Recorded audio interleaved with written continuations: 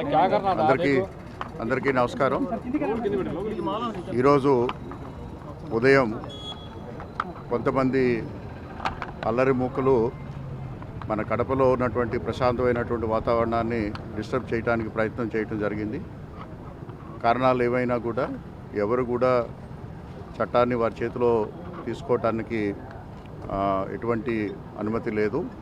అలాగే నిన్నటి నుంచి కూడా క్లోజ్గా ఇది మానిటర్ చేయడం జరుగుతూ ఉంది. అలాగే నిన్న ఇక్కడ కొంత డిస్టర్బెన్స్ వస్తుంది అనేటువంటి విషయం తెలిసినప్పుడు వెంటనే పీస్ కమిటీ మీటింగ్ కూడా ఏర్పాటు చేయడం జరిగింది. వారందరికీ కూడా తెలియచేయటం జరిగింది.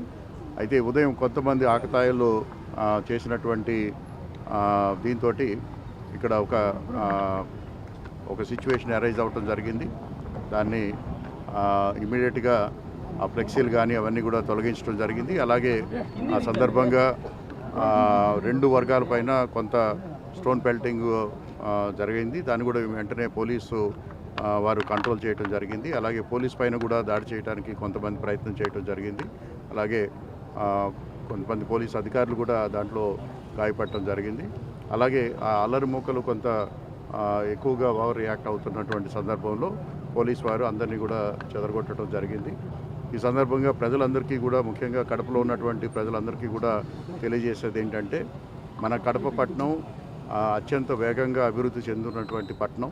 సో ఈ పట్టణానికి ఎటువంటి మచ్చ కూడా రానివ్వకుండా చూడాల్సినటువంటి బాధ్యత మనందరిపైన ఉంది. కొంతమంది వ్యక్తులు కొంత స్వార్థపూరితమైనటువంటి ఆలోచనలతోటి, లేకపోతే కొంతమంది రెచ్చగొట్టడం వల్ల కొంతమంది ఉద్రేకపడి వారు రియాక్ట్ అవుతున్నారు. దయచేసి అలాంటివి ఏవి కూడా చేయొద్దు. ఇక్కడ ప్రభుత్వం అనేది అన్ని వర్గాలకి కూడా వాళ్ళ యొక్క భావాల్ని పరిగణలోకి తీసుకుని చట్ట ప్రకారం చేయాల్సినటువంటి పనులన్నీ కూడా చేయడం జరుగుతుంది. ఇక్కడ ఒకటి గుర్తుపెట్టుకోవాలి, ఈ యొక్క సర్కిల్ ఎప్పటి నుంచో ఉంది. కడప యొక్క చరిత్రలో తీసుకున్నట్టయితే అల్మాస్పేట సర్కిల్ అనేది ఎప్పటి నుంచో ఉంది. దీన్ని ఎవరి పేరు పెట్టాలి, లేకపోతే ఏ పేరు పెట్టాలనేటువంటి దాంట్లో కొంతమంది దాన్ని ఒక ఆలోచన చేస్తున్నారు. దాన్ని ప్రభుత్వానికి పంపించున్నాం. వారు ప్రభుత్వం యొక్క ఆదేశాలతో దాన్ని నిర్ణయం అమలు చేయడం జరుగుతుంది. దయచేసి ఈ సమయంలో ఎవరు కూడా చట్టాన్ని వారి చేతిలోకి తీసుకోవద్దు. అలాగే తప్పుడు మాటలు, అలాగే కావాలని కొంతమంది ఒక వర్గ ప్రేరితమైనటువంటి వీటిని కూడా చేస్తున్నారు. అవి కూడా మా దృష్టికి వచ్చింది.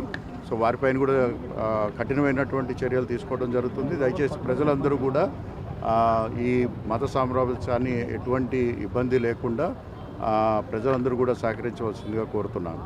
సార్, అంటే ప్రధానంగా దీనికి యాక్చువల్గా పేరు మార్చే ప్రపోజల్ ఉందా సార్? సో పేరు మార్చే ప్రపోజలు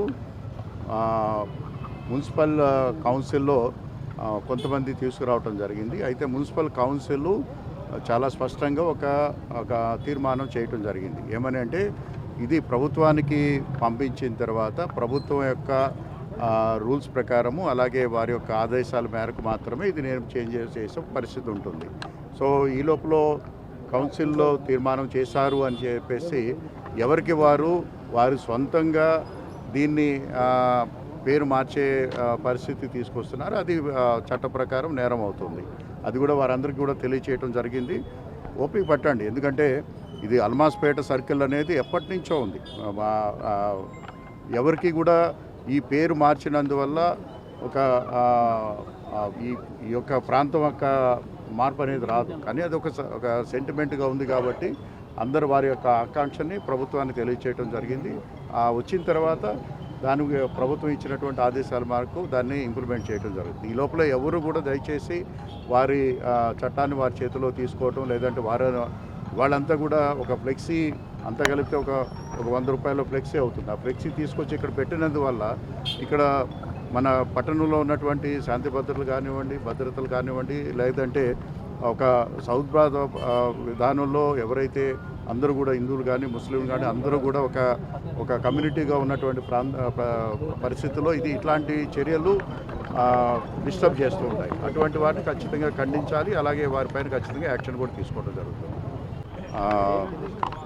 కొన్ని సోషల్ మీడియా ఛానల్స్లోనూ అలాగే గ్రూప్స్లోనూ చాలా కన్వీనియంట్గా ఎడిట్ చేసినటువంటి అంశాలు ఒక ప్రేరేపించేటట్టు తయారు చేసి కొన్ని గ్రూపులో సర్క్యులేట్ చేస్తున్నారు. అది ఎస్పీ గారు ఆల్రెడీ ఎంక్వైరీ స్టార్ట్ చేశారు. సో అటువంటి వారిపైన దయచేసి మీకు వస్తున్నటువంటి సమాచారాన్ని మీరు సరిచూసుకోండి. అలాగే ఎవరైనా ఒక మోటివ్ కోసం ఇటువంటి సమాచారాన్ని సర్క్యులేట్ చేస్తుంటే ఇమీడియట్గా పోలీసు దృష్టికి తీసుకురండి. ఎందుకంటే అది కమ్యూనల్ హార్మనీని దెబ్బతీసే విధంగా ఒక మోటివ్ తోటి చేస్తున్నారు, ఒక క్రిమినల్ ఇంటెంట్ తోటి చేస్తున్నారు. సో అటువంటి వాటిలో మీరు కూడా భాగస్వామ్యం కావద్దు. ఎందుకంటే మీకు తెలియకుండా మీరు ఇంకో గ్రూప్కి మీరు సర్క్యులేట్ చేసినట్టయితే రేపొద్దున అటువంటివన్నీ కూడా మనకి ఇవాళ ఆధారాలతో ఉంటాయి. కాబట్టి మీరు కూడా ఇబ్బంది పడే పరిస్థితి వస్తుంది. దయచేసి ఇటువంటి ఏదైనా సమాచారం ఉన్నట్టయితే మీరు దయచేసి ఎవరికి షేర్ చేయొద్దు. అదేవిధంగా దాని యొక్క అథెంటిసిటీ కోసం చెప్పేసి మీరు పోలీసుని కూడా మీరు సంప్రదించవలసిన కోరుతున్నాం. అదే సార్, ఇందాక అడిగింది కూడా నెల రోజుల నుంచి కూడా ఆ వాయిస్ అనేది బాగా ట్రోల్ అవుతుంది, ట్రెండ్ అవుతున్న పరిస్థితి ఉంది.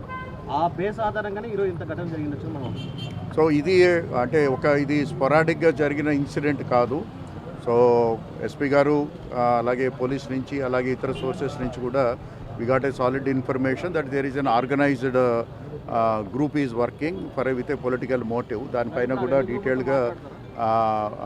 డీటెయిల్గా దానిపైన ఇన్వెస్టిగేషన్ జరుగుతూ ఉందని చెప్పారు. So we will see. లేదండి, ఎటువంటి పర్మిషన్ లేదు.